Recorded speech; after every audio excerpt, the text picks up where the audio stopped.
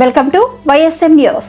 టాలీవుడ్ అగ్ర కథానాయకుడు పద్మభూషణ్ నందమూరి బాలకృష్ణ సంగీత దర్శకుడు తమన్ కి కాస్ట్లీ లగ్జరీ కారు గిఫ్ట్ గా ఇచ్చాడు. ఆయన గత 4 చిత్రాలు అఖండ, వీరసింహారెడ్డి, భగవంత్ కేసరి, డాకు మహారాజ్ హిట్ అవ్వడమే కాకుండా మ్యూజికల్ గా కూడా చార్జ్ బస్టర్ గా నిలిచాయి. అయితే ఈ 4 సినిమాలకు సంగీతం తమనే అందించాడు. దీంతో తమన్ నందమూరి తమన్ గా మారిపోయాడంటూ అప్పట్లో ట్రెండ్ కూడా జరిగింది. అయితే తన 4 సినిమాలకు బెస్ట్ మ్యూజిక్ అందించిన తమన్ కి సర్ప్రైజ్ గిఫ్ట్ ఇచ్చాడు బాలయ్య.